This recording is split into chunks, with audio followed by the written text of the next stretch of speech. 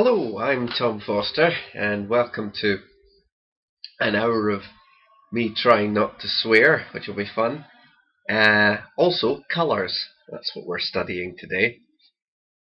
Now, this isn't necessarily a conventional colouring tutorial in the sense that I'm not going to be covering necessarily the most kind of mainstream or conventional wisdom in how comics should be colours. I will be covering some of the more kind of generic basics that obviously uh, pretty much everyone has to observe when doing comic book colouring. But my approach is a little bit different in some ways um, to what might be sort of the most common. So don't necessarily take everything I say as being any kind of gospel. I'm not exclusively a colourist. I'm primarily a penciler and an inker, so my approach to colouring tends to be a little bit different. But I have, done enough homework that I know most of the basics. And what we're going through here is a process called flatting, which is very few people's favourite part of the job of colouring, but unfortunately is a very necessary one. Um, Basically, it just means going in and selecting all the primary areas of colour for your image, separating those so that everything else from that point on becomes much easier, much cleaner. Typically, the best way to do that is to start big and work down into smaller details. So I've coloured the whole background blue. I've created a separate layer. I've just duplicated the black and white layer, the line art, and put in a middle layer and multiplied the top layer of the line art so you can see the colours through it. The middle layer is going to be for our flats, which are just like I say, our main areas of colour. So I've just taken the paint bucket tool and coloured in everything in the background the one colour. And now I'm going in and selecting everything that isn't the background, and I'll go in and use the paint bucket tool again, and then work my way down to some of the smaller areas and things. Basically, the reason you start big and work your way down is that the smaller you get, the further down into the sort of minutiae of the image you get, the less of that individual detail you'll have to pick out because your major forms have already been kind of delineated in the selection process. So here I'm just taking a sort of basic flesh colour and making everything that colour because I know at least some of our image is probably going to be that colour. Although at this stage it doesn't matter at all what colour you make anything, so long as each form is a different colour from its neighbour. Although I am in this instance trying to at least hint at what the eventual colours might be. All it takes is a click of the paint bucket tool, and none of that matters. Which is why many professional colourists do hire somebody to do their flatting for them, because it is such a kind of it's just a kind of boring and not particularly creative part of the process, but a very necessary one. And all that once the flats are all done, then all the colorist has to do if they don't like the color the flatter has chosen, which typically they will want to choose their own colors. They just choose the color they want, hit that paint bucket tool, and suddenly it becomes academic. So in this instance, like I say, narrowing it down, now working onto the costume and everything. In case you're wondering about the subject matter for this particular image, this is an image I drew as well as I'm colouring. This was a private commission for a friend who wanted a picture of their child as a superhero, which is not an uncommon request. But just in case you were wondering, if the midriff there that's been exposed, the the parent did want to accentuate the sticky out belly button of their child, as that was considered one of their distinguishing features. Just in case you think I've chosen to sort of eroticize an infant for my own purposes, that's certainly not my intention at all. I was merely following orders. That's an airtight excuse, right? So here, like I say, just blocking those very specific areas of colour and not really caring too much about what I use. I am using what are essentially kind of the primary colours. In comics, every colour that you will want to use as a colourist is comprised of a mixture of magenta, cyan and yellow. And you will want to work in the CMYK mode for your colouring if it's for print, just so that you can choose your colours best for print. Everything that you submit to a publisher for print will have to be in CMYK mode anyway. So working that way means you can work from the most sort of informed position possible. Converting to RGB mode, or converting from RGB mode into CMYK can be a slightly sort of unreliable process. You tend to get slightly awkward colour values that maybe contain little bits of key black and everything, which is not what you want, because that muddies up the colour palette and makes everything look a little bit grimy and unattractive. So my colouring process, as with a lot of colourists, is very the foundation of it always starts with something resembling the 124 colours that were traditionally used in comics from the 1970s on to around about the 90s. It used to be only 63 colours that you could the comics colourists had at their disposal, but the 124 colour sort of chart is I suppose considered to be the most sort of definitive of traditional comic book colouring. And the way that worked was each colour would be comprised of 25% values of each of the three ink colours. So you could have a colour that was, 25% magenta, 25% cyan, and 25% yellow. That would be a grey. That would be a sort of light grey. Because when you mix the three colours together in equal proportion, you will get the sort of main kind of four grey colours that would be used back then. But yes, equal percentages of the three ink values will give you grey. Equal percentages of yellow and magenta will give you, well, if it's 100% of both, then you'll get red, pure red. If it's 50% of both, you'll get a sort of a light, well, medium to light pink. And the same with blue. 100% cyan and 100% magenta gives you a sort of deep kind of comics blue. Now, obviously, these percentages may seem a little bit confusing, because obviously, how can you have more than 100% of anything? 100% magenta and 100% yellow makes 200%. But those percentages simply mean that it's 100% of how much of that one colour you can put on the page.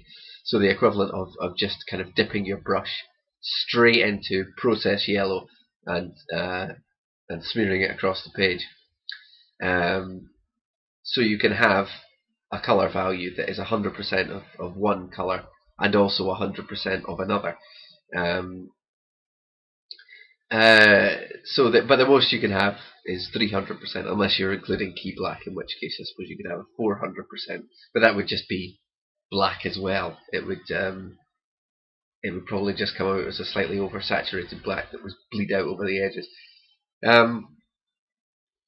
But you won't be using black for colouring, as we mentioned before. It muddies up the process. All your shadows and everything. The way to shade in comic book colouring is not to start adding black. it is to start adding other colors or to intensify the color that you've got. So if you're using, if your base color is, for example, 50% yellow, and that's all, then you can darken up that color by making it 75% yellow or 100% yellow. That seems fairly straightforward. If, however, you want to color something, say your base color is 100% yellow, well then what do? How do you create shadows on this? As I'm doing here, my base color for the sort of bodysuit of this baby wielding a cat, which again a concession to the particular people who commissioned this artwork. The bodysuit's base color is 100% yellow. So how do I then make a darker shade of that? Well, there are two ways to do it. One is to bring both of the other two color values in equal amounts. So I would have 100% yellow, and then I might shade it with 25%, 100% yellow, 25% magenta, and 25% cyan. That would give me a nice sort of neutral shadow. And then I would bring up those values incrementally, but in equal amounts. So I bring them up to be 100% yellow, 50% magenta, 50% cyan, and then and that would make it darker, and then eventually you would get to 100% of all three. The other way to do it, which is what I'm doing here, I want to create a warmer shadow for my yellow. I personally, when it comes to reds and yellows, I like to give them a very kind of I don't know, a very warm and bright and orangey look to them. So I shade when I get to 100% yellow. I would then bring in just magenta. So I would bring in 25% magenta, and then I would go 50%. 100% yellow, 25% magenta, and then keep building up from there. And then once that got to 100, only then would I bring in the cyan into the mix. It's really a matter of personal preference. The other way, of course, is you could start bringing in cyan instead of magenta, which would create a much cooler shadow, because blue is is generally a sort of a cooler color than mixing magenta and yellow. But for yellows and reds, I tend to find using magenta and yellow that tends to work best. You'll see when I come to put some highlights on the cape, I make them kind of more yellowy. But as long as you keep a sort of close eye on the percentages you're using, and always do things in proportionally. So, for example, if you are making a color darker or a shadow darker, you increase things with commensurate percentages to each other. So you bring up your magenta. Well, you would bring it up with the same amount of proportion. So, for example, if you had a color that was well, let's say my flesh tone. The flesh tone on the child I'm using there is it's not strict to the 124 colors of traditional comics. It is 20% yellow and 15% magenta. So if I wanted to create a darker version of that, I wouldn't just increase both of them by 15%, or I would increase the yellow to let's say from 20 to 40, and the magenta from 15 to 30. So I would double both. So I would increase them proportionately with each other. Then, when the yellow value, or when any of the color values that you're using, when one of them reaches 100, then you can start bringing the other one up to 100 as well, and then bring in your cyan once that one reaches 100. Now, Let's see, what am I doing here on screen? There was me experimenting just briefly to see what it would look like with using cyan as the shadow instead of magenta on the yellow unitard. But it's not really a unitard, is it? It's more of a, I don't know, a tunic and leggings. But yes, I'm laying in my basic shadows here. Now this is, I mean, if you want, because you've got those flats specifically separated, you can just highlight an area that you want to start rendering and go in and you know, start using your airbrush tool or whatever you want to use and render it more detail. For the purposes of this exercise, and generally I find that I like to create just a kind of rough version of the shading that I'm going to be using, just so that I get a sense of my full color palette fairly quickly into colouring the image. It means that I can make decisions about colour that affect, you know, fairly broad areas or multiple areas without having to go and re-render everything. Because I have the luxury of changing my mind. I have a few notes on sort of the more technical aspects. When I did my flatting, you've got to be very careful. I keep switching between the first and second person here, I'm afraid. Sorry. When I did my flatting, you may want to you want to uncheck the anti-alias option in any of the selection tools you're using, and also the paint bucket tool. Because when you're doing flatting, you want all those colours to be right flush up next to each other, so that when you use the paint bucket tool on them or select them, you are getting the full area of colour. The thing with having the anti-alias tool checked is that it tends to create a slightly blurred edge on the colour, so that it looks a little bit more natural to the eye. But that's not good for doing your flatting. You want everything to be very, very militantly delineated from each other. So it's got to be very formalized. Just for the flats layer. After that, you can anti-alias to your heart's content. Although I would recommend keeping the anti-alias option unchecked for your selection tools. Anyway,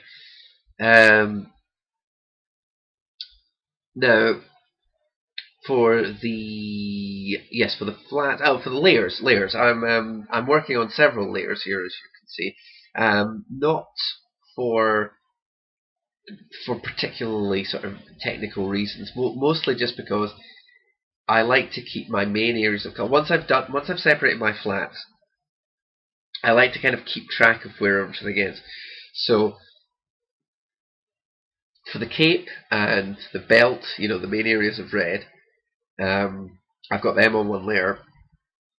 I've got the yellow portions of the costume on one layer and another. This just means that if I'm rendering one of those areas and I accidentally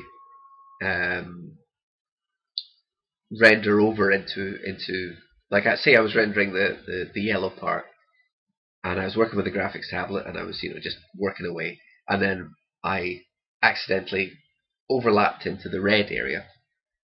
Then all I would have to do would be go down to my flats layer, select the red area, and go to the reds layer, hit delete. Or just to be safe, I could go to the flats, select the yellow area, then go to the yellow layer. Oh god, I got that wrong, didn't I? Sorry. The pitfalls of talking extemporaneously. Yes. So right, here's the way you would do it basically. If you accidentally bled over into the red area, on the yellow layer, I can then go into the yellow area of my flats, select the yellow of my flats, go onto the yellow layer, hit invert selection in the select drop down menu, and then hit backspace or delete. And that would get rid of everything on that yellow layer that wasn't within the main area of yellow that's on my flats layer. It's very difficult to describe these things when you're not actually visually demonstrating. I mean, I obviously, because this video has to be sped up to something like 4 or 5 times its original speed, I can't explain these things in real time, unfortunately. So I can't really use the screen to communicate any useful information. Which, when you're talking about things like color, is it can make things pretty dry. You end up just talking purely in percentages, which is a little bit can be a little bit dull. So please do bear with me. We've got another 40 minutes to go. So hold on tight, viewers. It's going to be a hell of a ride.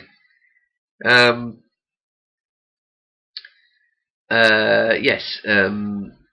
So having the main areas of color that I'm using on different layers just helps me kind of keep track of everything. It means that I can easily delete rendering that I do over a certain area by mistake. But typically, what I would suggest is once you've got your flats layer separated, anytime you want to render one of those areas of color, go down to your flats layer and select with the magic wand tool whatever area it is you want to work on, and then go up to your rendering layer and render into it there. That way you won't end up bleeding into the other colours by mistake. But I like to keep everything separated anyway, just in case I forget to select before I render stuff. Now, as you can see, I'm just sort of basically refining a lot of the colours here. I'm going to so at this point in the process, since we do have a good 38 minutes left to go on this tutorial, which is turning into well, the term tutorial could be used loosely at this point, I think, given that the information I can give regarding what's going on screen is fairly limited, because I mean, I am essentially doing the same thing over and over again, because I'm now at the rendering stage, and describing the rendering isn't really going to give you any great insights into color. So this accompanying commentary will have to be covering other related points, I'm afraid, that aren't necessarily describing exactly what's going on screen. So in order to break up the action a little bit, let's go to some questions. Whenever I do one of these tutorials, I like to ask some of my friends on Facebook and things if they have any questions about, in this instance, colouring comics, to see what they have to say, and then maybe I can answer some of them during the course of the commentary, and that might help fill some of those longers. Now let's see. We have here we are. A question from Cameron Foster, who, funnily enough, is my brother. And he says, is the colouring person the least important? Well, there are certainly those who believe so, and colourists are still fighting for credit on a lot of their titles. I suppose it's an area of some debate in comics as to precisely how important the individual colourist is. Certainly, I suppose whoever's doing their flatting for them is probably the least creatively important, although without them, the colourist would have to flat everything themselves and it would take forever. But, I mean, there are certainly colourists in comics who are extremely important to the overall look of a comic book page, sometimes even more so than the penciler or inker. I mean, it just depends on the skill of the colourist. I'm a great admirer of Dean White. I like Matt Hollingsworth a great deal. He's his work is very complementary to Sean Gordon Murphy's work. Typically, I like colorists that whose work doesn't appear at first glance to be digital, that seems more hand rendered, or in the case of Matt Hollingsworth, seems more kind of block printed. And so, well, it depends on the project he's working on. He doesn't always work in a way that resembles Chinese block prints. It's just that I particularly like his colours on the Wake, where he did go for something that looked similar to that. But those colours to really sort of understand how best to complement black and white line work. Dylan Teague, I'm a great admirer of, although he's obviously a great penciler and inker in his own right. I believe Dean White also does a fair amount of work that is purely his own from start to finish as well. But Dylan Teague's auteured work, if you like, is excellent. If any of you are in a position to check out his online posts, his sketchbooks and everything, they're fantastic. And indeed, draftsmanship will greatly improve your abilities as a colorist. All the great colorists are good artists themselves. And if you know anatomy and the rules of form and everything, then that means that you color everything. You're in a better position to understand the line work and therefore color it in a way that is complementary. So let's take another question. Here's another one from Cameron Foster. Again, he says, "What's your favourite colour?" Well, Cameron, as you well know, being Scottish, that is not my decision to make. My favourite colour is the colour of whatever football team plays closest to where I grew up. Whatever the colour they play in, that must be my favourite colour. It's out of my hands, I'm afraid, regardless of my career. Let's see. Jack says, "How much do you really hate inkers?" I'm not entirely sure what he's getting at. Personally, I have a great admiration for inkers because I am one myself and hold myself in very high regard. Niall McGalloway says, "If you want to show that something is set in the past, can you do that with colouring or lighting, or do you make sure that they're carrying a Mizuno bag or wearing a Sergio Tacchini jumper?" Now, that is a very good question on colouring. A lot of colourists do find that it helps to add a sort of sepia filter to their colours or everything, or just choose their colours slightly differently when drawing scenes or colouring scenes that are set in the past. I think that's one of the most effective ways to do it, to be honest. I think that's sort of how what's his face Francis Ford Coppola did it in The Godfather 2. And if it's good enough for Coppola, then I guess it's of an acceptable standard. Jack asks, "What colour best portrays a character's deep-rooted self-loathing while entangled with the brief ecstasy of sexual relief?"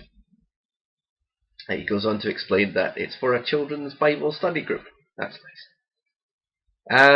Let's see, what colour best portrays a character's deep-rooted self-loathing while entangled with the brief ecstasy of sexual relief? I'm going to say taupe or buff, one of those two. I think that's all the questions we have on colour for the moment, so we'll return to attempting to comment on what's going on screen and give some more general notes in terms of colour. Now, when I attempt to talk about colour, particularly digital colour, as you may have noticed, it tends to descend into talk of percentages, which can be a rather difficult thing to assimilate hourly. you may want to pause the commentary and get out a calculator and a piece of paper, or you might simply wish to get a book on the subject which can actually demonstrate some of these things visually. And rather a good book on the subject is the DC Comics Guide to Colouring and Lettering. Other books on comic book colouring are available, although many of them are by colourists who have very few mainstream credits to their name. This one is by a more respected, proper industry colorist who's worked for the big giants. The fact that it's a DC book does tell you that. Now it explains a lot of the basics of colouring a lot more effectively than I can verbally. Some of the information, particularly regarding computer things in it, is slightly out of date, but most of it holds up pretty well. The book is from 2004, so obviously there have been some digital advancements since then. But I mean, all the stuff on things like file formats and stuff that all holds up. So yeah, I would recommend that to anyone who wants to know more about the basics of comic book colour. It's actually the DC Comics Guide to Colouring and Lettering comics, so you get quite a bang for your buck with that. But yes, it explains. It's very good for explaining the history of it, showing you that original 124 colour chart. Although it doesn't, what it doesn't fully explain necessarily is what that original colour chart does to equate to. As I may have mentioned already, it equates to 25% increments of each colour value. So the lightest yellow you could have would be 25% yellow, then 50% yellow, then 75% yellow, then pure yellow. And those are the only variations of yellow that you could use. But you could use them with the same variations of cyan or magenta. So you had 124 different combinations that you could have, if you include the fact that some of them wouldn't include a third colour, some of them would only be one colour. So you had the 4 variations of yellow, the 4 variations of cyan, and the 4 variations of magenta. And then you could have 25% yellow, 25% cyan, and so on. It does actually make for a fairly comprehensive colour palette. Flesh tone being the one of the sort of key weaknesses, I suppose, in it. Flesh tones in comics in the 70s and 80s did tend to be a little on the darker pink side. So that's one benefit of having a freer reign with your colouring now, is that you can have a slightly lighter flesh tone, like the one I've used here, which, as I say, is I think 20% yellow and 25% magenta, and then I go in and work with multiples or divisions of that to create highlights and shadows. For the cat here, you'll notice that I'm doing a lot more kind of detailed rendering on it for the hair. This is one of those things that can be a little bit more tricky when you're colouring. This is where it gets a bit more painterly,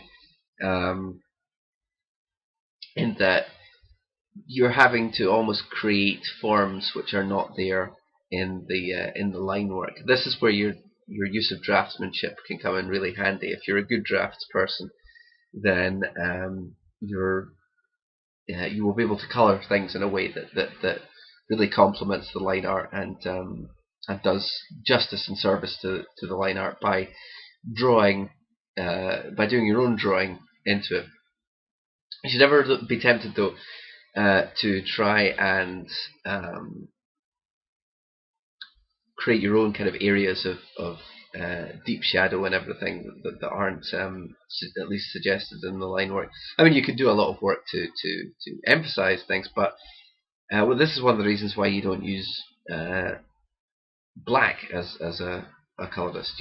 All your colors really should be a mixture of those three color ink values: yellow, magenta, and cyan, because the inker has already made the decision about where the black is going on the page.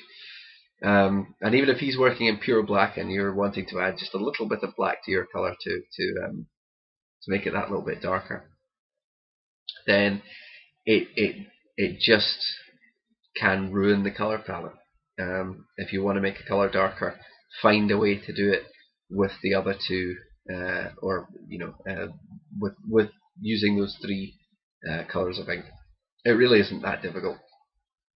Like I say, as long as you use them in the correct proportions, then it should be relatively straightforward to create your shadows and highlights.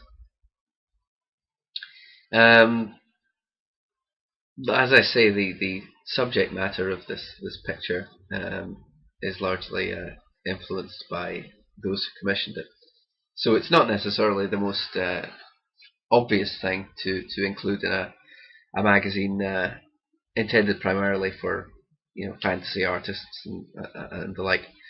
But I figured it does actually allow the opportunity for the use of some very bold colours and sort of bright traditional comic book colours. Now, I should mention, of course, that just because I'm going for bold and classic looking comic book colours for this image, that doesn't mean that the use of the sort of more traditional method of choosing your colours only applies to wanting to create kind of more old school looking work. Even with far subtler colour palettes, using the CMYK values in a very disciplined way tends to be the best way to work. If you're trying to just choose your colours from the sort of colour wheel or square of colour that you get in the colour picker, then it can be very difficult to judge that by eye. Even if your screen is perfectly calibrated and everything, it'll always look different on the page from how it looks on the screen. I've seen many examples of people who've coloured digitally, just eyeballing everything, trying to choose the right colours. But when it's reproduced in pigment, when it's printed, it just looks like a horrible mess.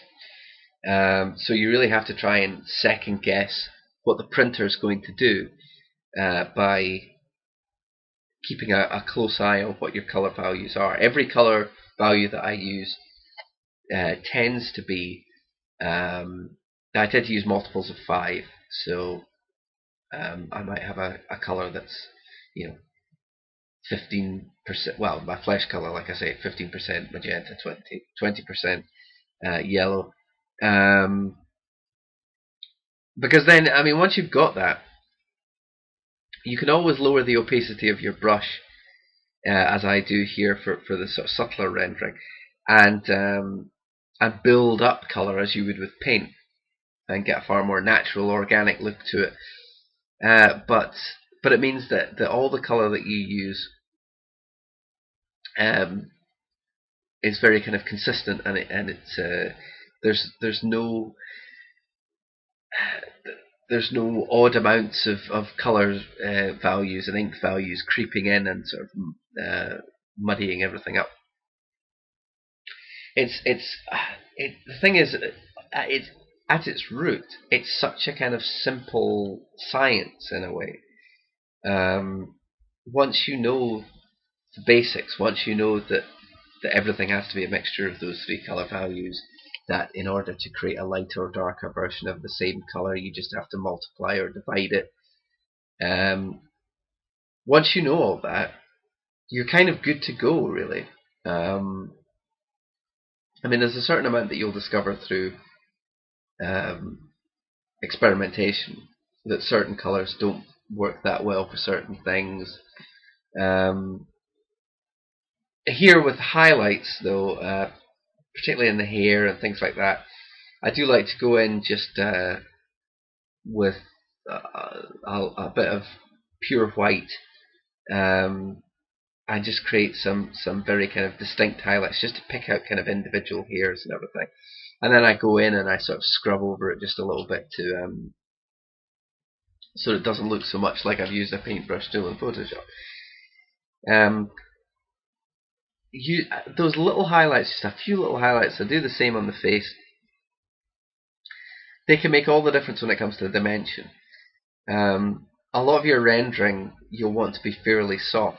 You don't necessarily want to be creating hugely pronounced shadows and everything. Like a lot of people, when they color, do use the lasso tool, and that's very evident in their rendering.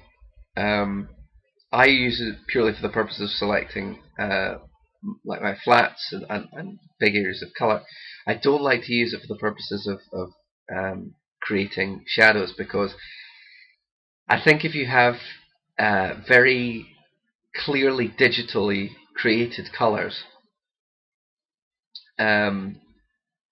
over, or rather under, I suppose, very clearly traditionally drawn line work, then it does kind of subconsciously clash with the reader a little bit. It's one of those things that, I mean, this is very subjective, but I actually find the same to be true of typography in comics to some extent. A lot of comic book logos and graphic design is veering more towards digital typography that clearly is, just a typeface, or even if it's a typeface that's been created for a particular project, it's very clearly digital type. Whereas, obviously, when comics were first around, all the logos were hand drawn and reproduced, photocopied, reproduced, and this meant that there was a consistency of imagery. If you look at a comic book cover from the early 70s or whatever, like say a Spider-Man comic book cover, the logo, any text that was on the cover, all of that stuff was black and white line art, coloured in using the same colouring process as the imagery. So everything was very consistent. All appeared to be one image, even though it was text boxes, dialogue balloons, and logos, and drawings all compiled into one image. It all appeared cohesive. Whereas now, while certainly with the speech bubbles and things, they try and keep the lettering looking fairly like the old style was, where it looks kind of hand drawn. There is sort of a disparity between the style of the graphic design and the style of the artwork, and I find it a little bit jarring. And I wouldn't be surprised if in the next 10 years or so they started reverting a bit more to doing it the old way. Not necessarily hand drawing the logos and things. Although they may start on the drawing board and go to a vector form, but just trying to create lettering and things that is slightly more visually consistent with the artwork. And the same for colours. I think it's starting. I think colorists, like I say, like Dean White and Matt Hollingsworth, are making a very strong case in their visuals for colours that look that at least look like they were created more traditionally. And indeed, some colorists do work traditionally still. Chris Weston uses acrylics for his colours. Not always, he sometimes works digitally, but a fair amount of his colour work is done with acrylics, and then just scanned in. I mean, the scanning process is so good these days. I mean, if the line work can be done practically, there's no reason why the colour work can't. Doing it digitally does obviously give you the option of dictating very specific ink values for the printer to reproduce. But even that, can be slightly unpredictable. In fact, when doing this particular project, I did as I advised in the body text of the article. I went and got a print made of it just to check to make sure my colours looked okay, and there were mistakes that I didn't pick up on when I was working on screen. There were areas where colours did not blend together well at all. And I will be demonstrating that shortly. I made a scan of the printout. Now, you would think that the reason why something wouldn't print the way it appeared on screen was maybe due to the way that my screen was set up and calibrated, something like that. But that doesn't appear to be the case, because when I scanned the printed version, it looked very much like it did on the page, and very different from what we see on screen here. You'll see when I get to that point in about, I'm gonna say 7 or 8 minutes. In the meantime, just going and picking out the details on the welly boot here. Now, working with a more reflective surface, the areas of colour don't blend into each other necessarily as neatly. You get those slightly harder edged highlights. Although I think I may abandon the attempt to try and create that shinier look a little bit, and do blend things in a bit more, just because I'm very conscious of the fact that the printing process can be a little bit unflattering, particularly with white highlights. You'll notice that I have made some changes to the flat colours from what was in my original on my original flat layer. Like I say, the purpose of that is largely just to separate areas of colour from each other, and in fact it can sometimes be a good idea to make every one of those colours different, even if ultimately they're going to be the same. For instance, the kind of underpant area has turned out being the same colour as the background logo of the chest emblem, but I made them different colours just because really. But if there had been any kind of small amount of overlap of those two areas, then it would have meant that the separation wasn't so clear and everything. In this case, there wasn't, so there wasn't really any great need to make them separate colours. But at the time, I hadn't fully decided on my colour palette, so it's best just to be safe, to make everything different from each other, just so you can. You can always go and change two colours to be the same later if you want. Doing my highlights now again, all fairly self-explanatory. The background colour I've chosen this sort of, well, it looks kind of teal on screen. It actually prints as more of a blue colour.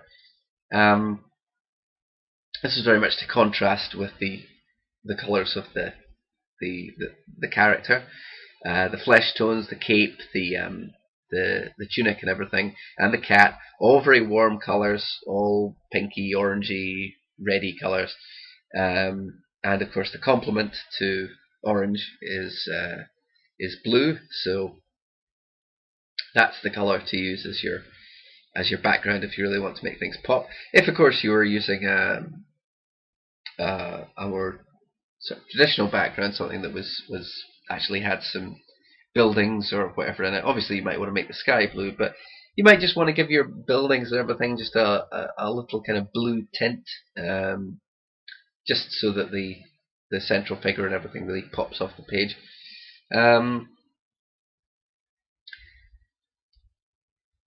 Yes, very. There's an example in the cape anyway of how I've used orange to highlight the red rather than just simply using a lighter shade of the red colour.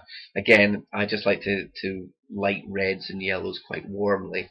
I think it makes a more kind of inviting colour palette. I'm not 100% sure why. I think because maybe a pure red and a pure yellow can be a little bit sterile looking. Not maybe that's a little bit exaggerated, but they can be a little bit too a little bit too kind of flat, and I find that making them just slightly off red, so that they're just a kind of blood orange color, and for a yellow, slightly more sort of sunset yellow kind of. I suppose sunset's more of a deeper orange, isn't it? But I don't know. I don't know what it is about them.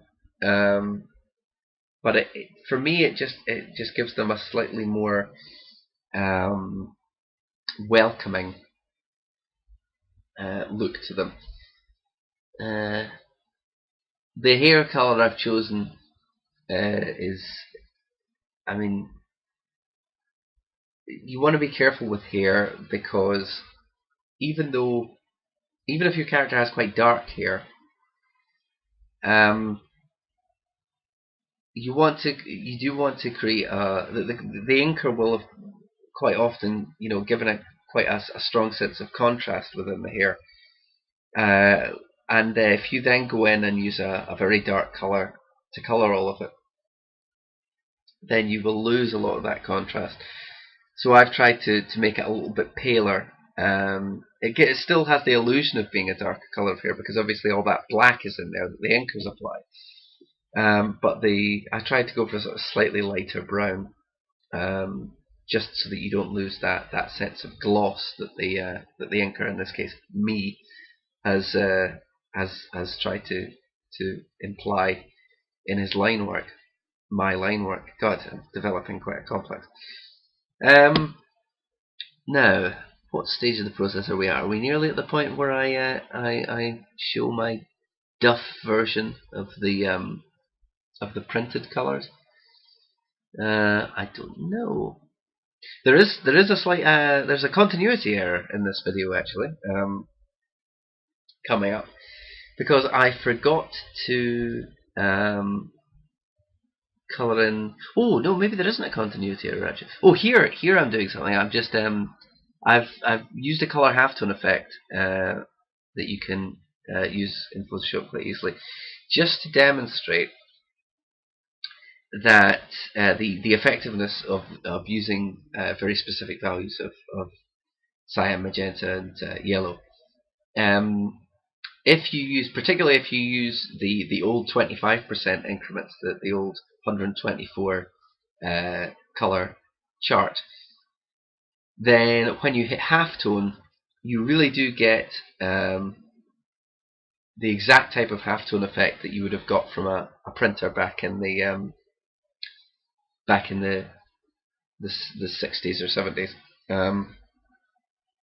In that all the sort of little dots will seem to be in the right places. There will be solid colour where you've got a pure red or a pure yellow or whatever, and it looked very authentic.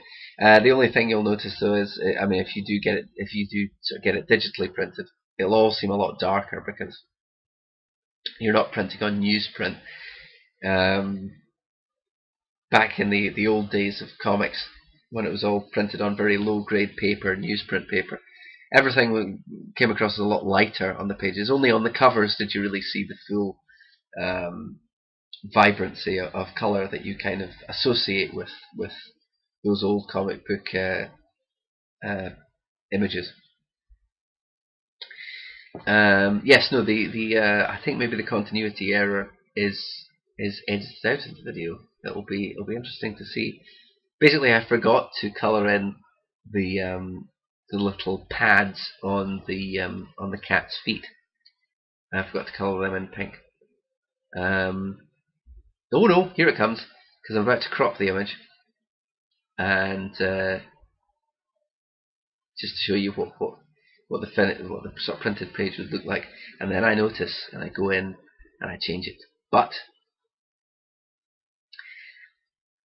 it gets unchanged, because once I did the printed version and realised how horrible some of the rendering looked when I'd printed it out, I then had to go and edit the uncropped version of this image, which I'd saved separately, and forgot when I did that to go in and colour in the pads on the cat's feet. So, what a fascinating insight. There, as you briefly saw, that was the printed version. Now those white tones that I've used to sort of highlight the central character, those have come out a lot more distinct from the blues behind them than I would have liked. Also, the blue has printed far more blue. On screen it looks kind of sort of greenish, turquoisey, teal kind of colour, which I thought worked very nicely. In print, in fact, it looks far more blue, far darker, and those white values really stand out against it. So I'm just going in with my brush tool here on a very low opacity and just blending everything a lot more smoothly so as to try and disguise all of that. It's yeah, it's still a bit of a toss up how it's going to look in print, to be honest. I try and make out like I can predict perfectly how these ink values are going to come out on the printed page, but to be honest, until I get that magazine in my hand, I'm not going to be 100% sure. So we'll see about that. Apologies if the finished printed article doesn't look perhaps as attractive as it ought to. As I say, my primary speciality is in penciling and inking. I've done a fair bit of colouring, but my expertise lies mostly in the sort of the artistic mechanics of the colouring rather than necessarily the technical aspects of doing it digitally. Unfortunately, that tends to be true across the board, so apologise to all you more experienced digital artists out there who may be screaming at the screen right now about all the many various things that I'm doing wrong. But hey, I can draw pretty well, so get stuff. Yeah, we are coming to an end here, so I would say thank you very much for watching this tutorial on using sort of old school dramatic colours for your comics. If you wish to follow my work further, then you can always look me up on Twitter. I'm at JumbleCashback, JumbleCashback, and follow my work in 2000 AD in the Judge Dredd magazine whenever that may come next. And I've also done a number of tutorials for ImagineFX, so in areas in which I'm considerably more experienced and and perhaps more well versed. So we're just coming to the end here. It's not quite the end. I've done the plug section a little bit early, but yeah, overall quite pleased with this image. I think I do end up going in and just lightening a few of the colours as well. I think I may have already lightened the yellow and the background colour. I'm not 100% sure, but I certainly lightened the colour of the eyes and everything. Just to avoid it printing really dark. That is one thing you will notice, particularly if you go and get your stuff digitally printed as a sort of preview. Everything tends to print so much darker than you think it will. I'm looking on the screen. But I mean, all you can try and do is learn from that and get a better idea of how things actually print in practice. Anyway, that's us coming to the end now, so I'll wrap it up. Thanks very much for joining me.